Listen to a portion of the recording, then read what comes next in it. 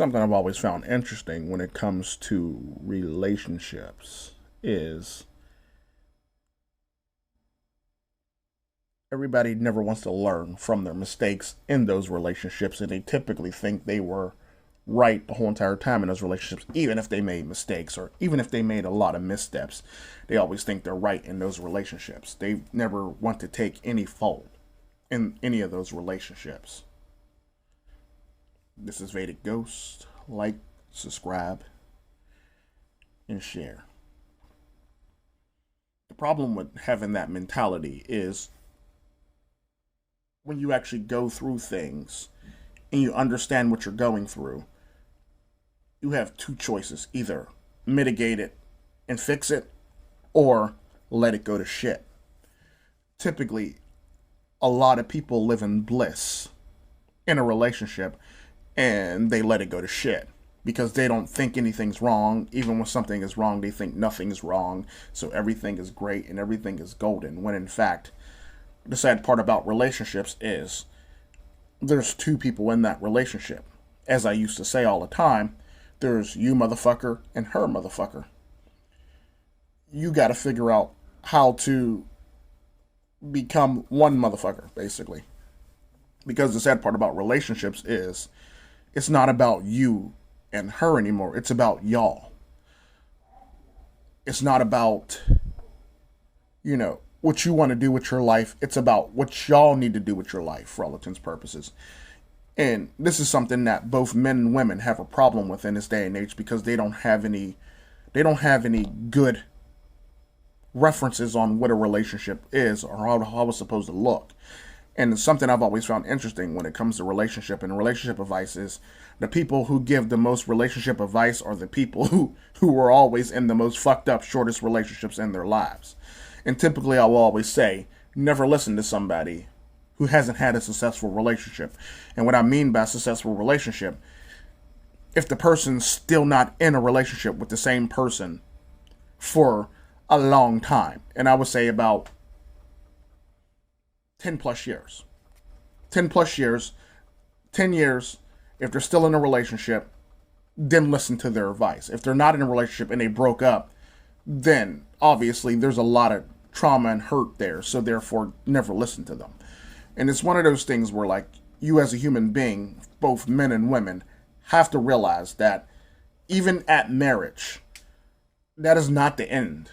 That is not the end. That means now that's your time to work together as two human beings, as one, for all intents and purposes.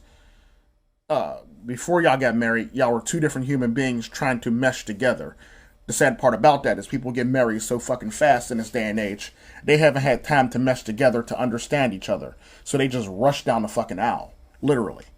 And it's sad when you see somebody getting engaged in like several weeks or a couple months, then end up married before the year's out.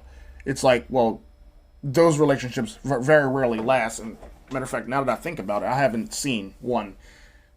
Not too many actually last that long. I mean, don't get me wrong, there might be some shit where you're soulmates, but that's few and far between. That's very few far between. And that's like an off chance. You have a better chance of winning the lottery than being somebody's soulmate. Let's just keep it 100. The sad part about that is when it comes to men and women, when they rush down the aisle or they rush to do things, they don't fully think things through, nor have they fully meshed together as human beings. That's the sad part. And at the end of the day, when it comes down to it, the problem that you're having with a lot of this stuff is based on you rushing the situation, you not meshing properly. Because the sad part about that is you go from being two individuals to one individual or one unit or one team, for all intents and purposes. And the sad part about that, like they say in football or basketball, it don't matter who you are, it's the team who always wins the playoffs at the end of the day. Don't get me wrong, there's that every now and again star player, but the sad part about that is even with that star player, that team around him helped him get there. Despite the fact that he might have shot all the shots, the assists still had to come in, and the passes and the defense still had to come in for that person to make the actual shots. Or for that person to actually, connect with that person You literally had to be on the same page. And the sad part about that is you get a lot of drop balls and interceptions because a lot of couples aren't on the same page anymore. They don't even know how to be on the same page. They don't even know what the fuck. They don't even know what the fuck a page is when it comes to the relationship. Like, you got the wife on page 3, you got the husband on page 70, or you got the wife on page 143, and you got the husband on page 5.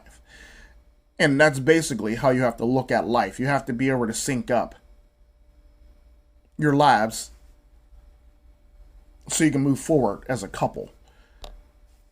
The sad part about that, nobody wants to do that, and everybody wants to blame and point fingers at the other person.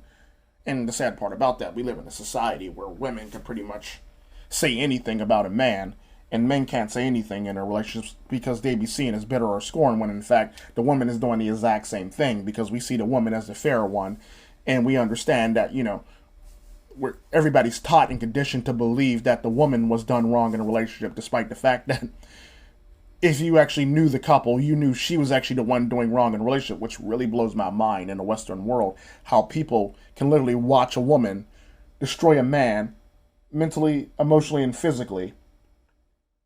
And then when she breaks up with them, they ride wholeheartedly with that woman, despite the fact that they watched her destroy a man the whole entire relationship. Now, don't get me wrong, there are men who will destroy their own relationships or blow up their own relationships with abuse and stuff like that, alcoholism and drugs and stuff like that. Or, just doing stupid shit. But the sad part about that is either way, good or bad, no matter if she did nothing wrong or did everything wrong, she's always seen as the person who was wronged in a relationship, no matter if you like it or not. And the sad part about that is we live in a society today where men have to literally hold women accountable, but a lot of men will never hold women accountable. I grew up with grandparents who actually held each other accountable, no matter if they liked it or not. And my whole entire family, dad sat, hold each other accountable. And that's typically how it's always been. I'm accountable, you're accountable, everybody's accountable. And if you were on that team, you're accountable for whatever else happen, for all intents and purposes. And the sad part about that, nobody knows how to work as a team. Everybody knows how to work individually, or everybody knows how to follow, but nobody knows how to work as a team, or how to work off of a person's strengths, and how to pick a person that can mitigate your weaknesses. Pretty much, yeah. Y'all be blessed.